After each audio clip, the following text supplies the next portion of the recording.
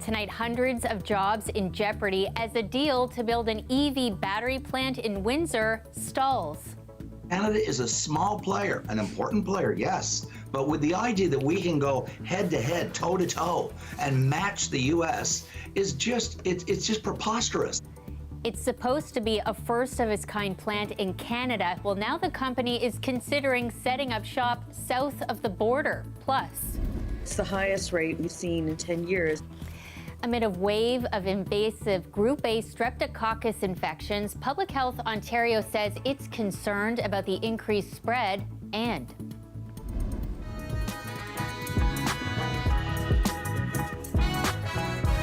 think of it as a citywide open house. Doors Open Toronto is back. This year's theme, City of Sound. This is CBC Saturday News. Thanks for joining us. We start in Windsor tonight, where a deal to build Canada's first ever EV battery plant could fall apart. Construction is at a standstill. Now the company is considering a move south of the border. As Natalia Goodwin shows us, hundreds of jobs are in jeopardy. Officials with the city of Windsor told CBC that they heard from Stellantis that the company is now looking at a site in Michigan for this plant. Now, the city of Windsor's mayor came out yesterday saying that he is deeply concerned that hundreds of these jobs related to this plant may now be going stateside if the federal government doesn't come up with a lot more money to offer Stellantis. Now, negotiations between the federal government, the provincial government, and the company have been going on for about 2 weeks now. During that time, construction at part of the plant has been halted. Now, this all goes back to a piece of legislation out of the United States called the U.S. Inflation Reduction Act. That act gives subsidies for clean energy projects, and it has sort of upped the competition for other countries in terms of where companies might want to come and set up shop. So that act actually pushed the federal government here to offer Volkswagen about $13 billion in federal subsidies for a plant that the company is building near St. Thomas, Ontario. So when Stellantis saw that deal, they asked for more money. Stellantis was offered only about $500 million because they signed their deal with the federal government before this act was put into place. So members of the federal government were actually in Windsor yesterday for a separate announcement, but were asked about this, including the transport minister. And he says he couldn't speak on negotiations that are on the table right now, but he was hopeful that a deal will be reached. We're confident that we're going to find a way to ensure that the plant will not only remain, will flourish and hire more people from this region, produce more cars, and revitalize the automotive sector here. The minister was also asking the province to step up and do its part to get this deal sealed. The province says it has already done that. And last week, Premier Doug Ford announced that he will be throwing more money at this project, though he didn't nail down a dollar figure for that. But he said an announcement on that figure will be coming soon. Natalia Goodwin, CBC News, Ottawa.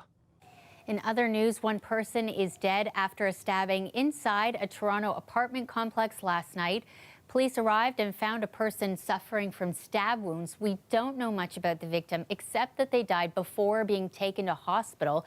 Police are still looking for a suspect. We have more on this story on our website.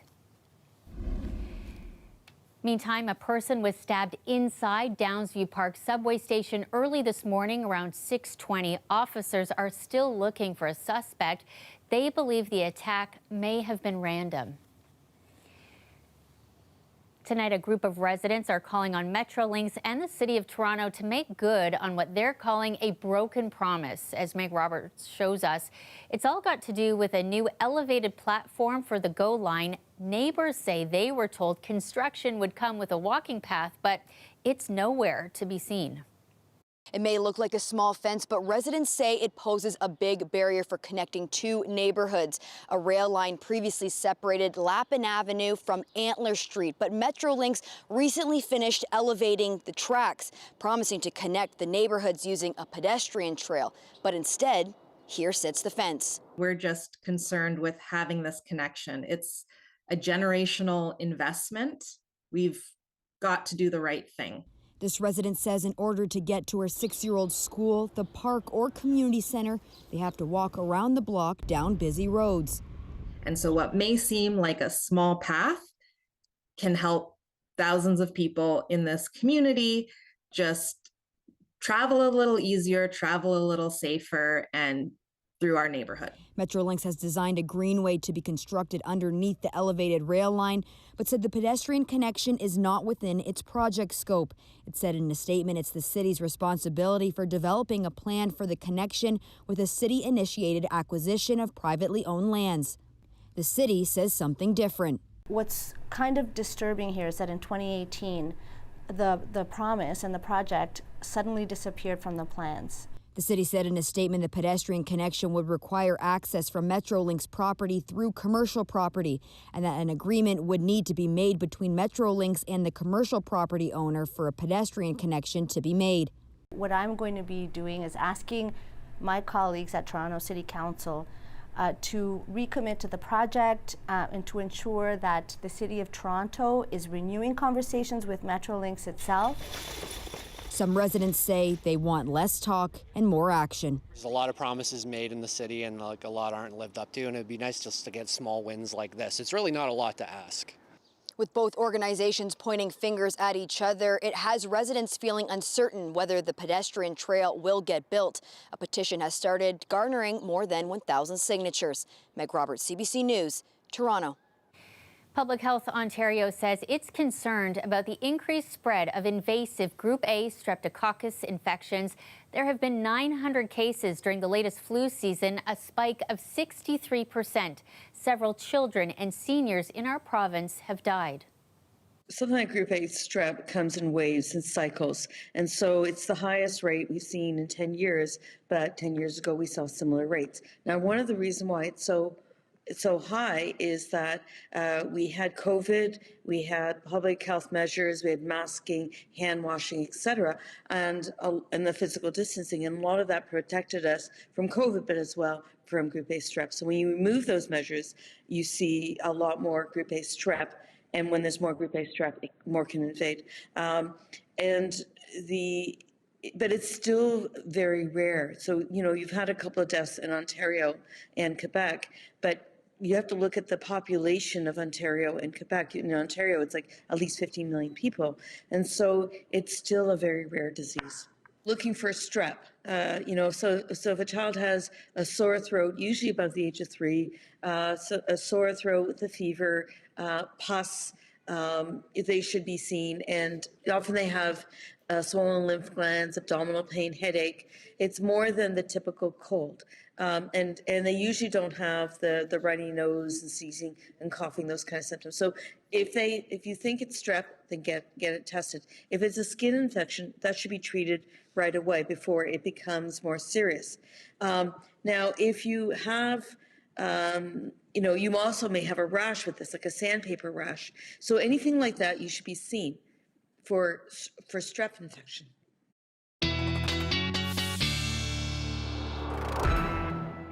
Sophia is here now bringing the sunshine and warmth with you. I love it. What an intro, Shannon. If only we could do that every single weekend. Yeah, my big news and my big update, or advice rather, I should say, for this upcoming week ahead is to water your grass, folks, and book your tea times early. It's going to be that kind of week. Yeah, yeah, it's not so bad, is it? Our highs right now, current temperatures, are even a couple degrees above what they should normally be this time of year at this late dinner hour. Clear, beautiful bluebird skies, just a little bit of wind out of the northwest. And folks, here is the spoiler alert. We will be locked into this, well, not so bad pattern for really the next 7 days, with daytime highs in the high 20s, lows in the high teens. So we will take that. Beautiful nights for the campfires and all of that, especially if you are not a lover of the humidity. I laid the humidity forecast on here as well, and there is none of that for the next few days. So we have highs that are anywhere from 2 to 8 degrees above seasonal. Look at that 30 degrees tomorrow in Bancroft. What a week for the cottage. What a weekend for the cottage as well, and for any of the fun out there. But folks, Apparently it is National Sunscreen Day, and how timely. The UV index, along with this beautiful forecast, will be very high as well. So layer on whatever sun protection looks like for you. Coming up in the long range, I'll talk a little bit about why we are locked into this wonderful atmospheric pattern. It is something called a Rex block, and we are the benefactors of all of the good that it has to offer. I'll also tell you about any chance for any shower-like activity coming up in the long range. Here's the spoiler alert, there's not much. Shannon? Okay, a Rex block. I've never heard that. Yeah, I'll tell you all about it coming up. Okay, see you shortly. If you were anywhere near Pearson Airport today, it may have looked like a major emergency was going down, but it was all just an exercise. The scenario, what to do when a plane crashes. The drill started at 9 a.m. It's now wrapped up. It included about 400 members of the airport community, first responders, partners, and volunteers playing the role of crew members and passengers. Pearson says the exercise is required by Transport Canada and is an important way to test the airport's emergency response. Well, overseas, airports in Britain witnessed long delays for incoming passengers today when the system that runs automated border control gates failed. Lineups were huge. Waiting time was several hours in place, and the problem was nationwide. Instead of scanning their passports, travelers had to be processed by border control officers. Extra staff was called in. It happened on a long weekend in Britain and at the beginning of a school break week. Well, to the latest on Russia's war on Ukraine next, Ukraine's highly anticipated spring counteroffensive may happen any day now. That's according to one of the country's top security officials. Ithel Musa has our story. Ukraine. In a new, slickly produced video posted to social media, Ukraine's armed forces are preparing for battle. Нехай рука моя буде твердою. Above the military propaganda video, a message by the Army's commander-in-chief. The time has come to take back what belongs to us. While there is no explicit mention of a forthcoming military operation, one expert says a clear message is being sent. This is saying Ukraine has got what it needs. It is fighting a just war. It is a recruiting film. It's recruiting both Ukrainians, but also foreigners for their Ukrainian Foreign Legion. They're showcasing the Western equipment. In an interview with BBC, Ukraine's Secretary of National Security and Defense says his country is ready to carry out a counteroffensive against Russian forces, calling it a chance to strike a major blow.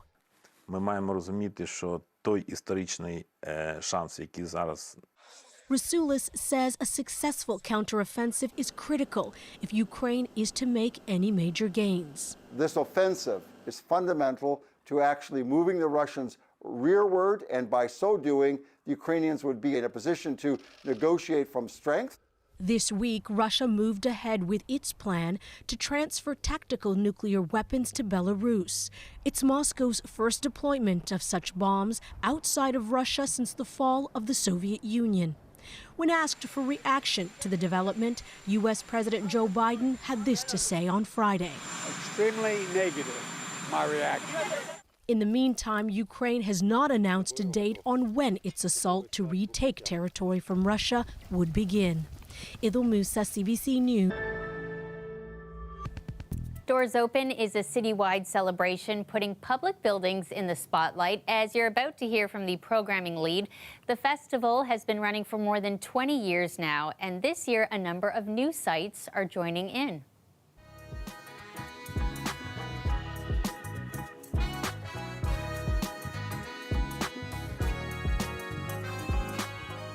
It is effectively a citywide open house, inviting the public to go into spaces that are not usually open to the public and spaces that may usually charge an admission fee but do not on this weekend.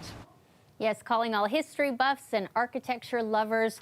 More than 150 buildings and sites are joining in this year. The theme is City of Sound, with a number of music venues taking part. So much to do over the 2 days. If you had tips for folks who are like, okay, how do I make the best use of my time? What would you tell them? I would definitely tell them to check out our website at toronto.ca/doorsopen. You can see the full list of participating sites. You can filter by day, you can filter by activity and by accessibility. You can also start your journey at Nathan Phillips Square and City Hall here. This is a great place to start because there's a lot of programming and spaces that's happening around here. You can pick up a site map if you prefer to have something physical that you take around with you. And, you know, just make your way around and try to see as much as you can this weekend. You're looking at the R.C. Harris Water Treatment Plant. It's one of the event's most beloved spots, and you can see why. Built in the 1930s, it opened in 1941. It's the city's largest water treatment plant, pumping out 30% of Toronto's drinking water. Now, just to give you an idea, that's about 950 million liters every day. We spoke with one of the performers bringing music to the space this weekend.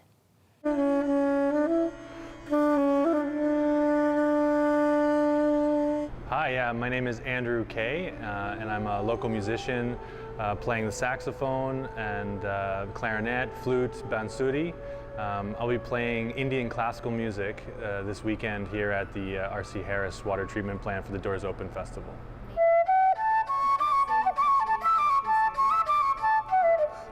The architecture and kind of the acoustics of this space, playing like wind instruments, you know, there's so much of it has to do with reflection of sound, and so this space offers a lot of really interesting possibilities to kind of interact with the space, like vibrationally and sonically.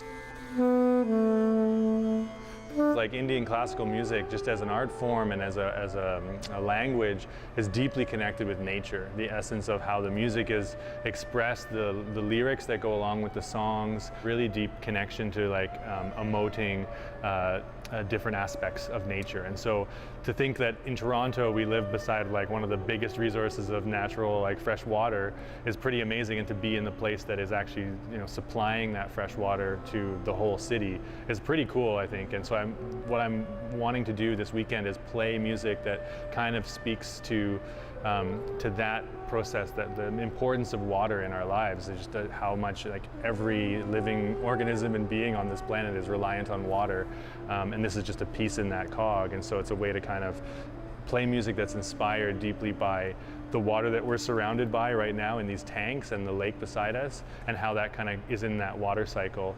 And that's really how I experience music and expressing music, are these kind of waves or these cycles of sound and melodies that are a way to kind of connect to the water element.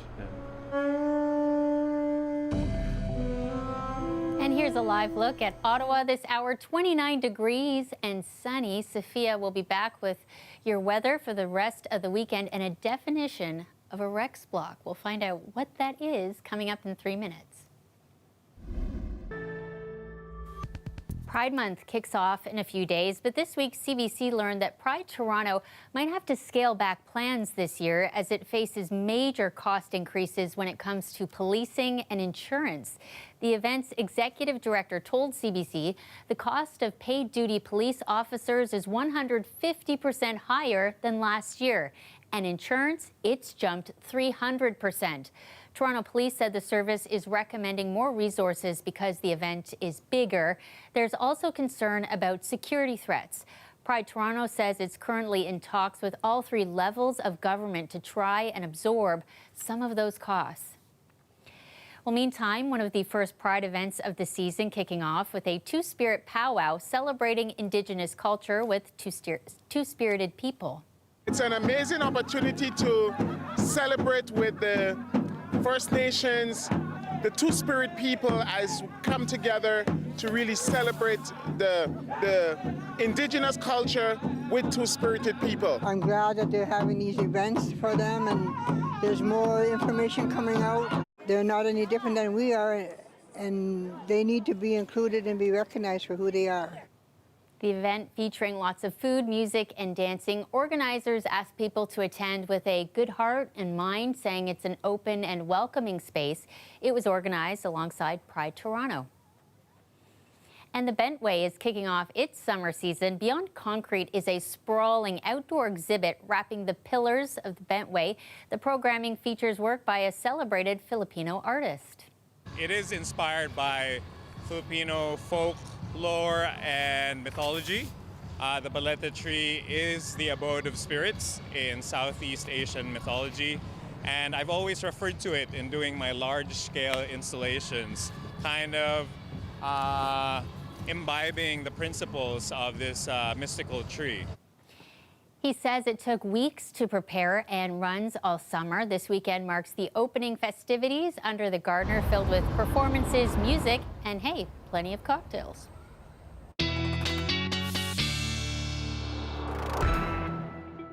This is kind of the forecast, maybe, for some cocktails outside. Oh, 100% chance of some patio weather, Shannon. Yes, I can almost guarantee that. Yes, sorry, there's your graphic. You've had us all on pins and needles wondering about this Rex block. It is a fantastic atmospheric pattern. We're not talking about storms, we're not talking about active weather. We're talking, imagine two gears, okay, folks? The top one churning in one direction and the bottom an area of low pressure bringing all the active weather, while we are sitting locked in really to that top gear pattern, an area of high pressure that is bringing with it sunny, clear skies and an extended period of warmth. The area of really nice weather with really nowhere to go but stay right on top of us. Watch any of the active weather really high above us or far below us moving around, and this ridge of high pressure is locked in with that gear really churning on top of us for the next 7, maybe even 10 days. I ran out the satellite chance of cloud cover for the next 36 hours, and really there's not much at all. Look at hours of sunlight for the next week, and we're talking sunlight in the mid-teens for daylight hours. It's pretty good, and it's all because of this atmospheric pattern called the Rex block. Now you know, along with the warmer temperatures, the sunny and clear skies, it can also lead the folks to extreme drought conditions. So water your grass. I expect this fire danger rating, any of the areas in yellow that are already at high, to continue to grow. That includes those of you in London, Hamilton, and Mississauga. Next chance of rain, well, really not much at all. A weak cold front managed to get through this Rex block late Sunday into Monday, and maybe you have a few drops of rain in a few select communities with a little bit of cloud cover into Monday afternoon. And I juxtapose this, Shannon, with this day in 2017 when the Toronto Island had its massive flooding, highest ever recorded water levels, 75 meters above sea level. So what a juxtaposition. And now you know, folks, what a Rex block is. Yeah, thank you so much for that, Sophia. We're out of time. That's our show tonight. We'll see you again at 11 tomorrow.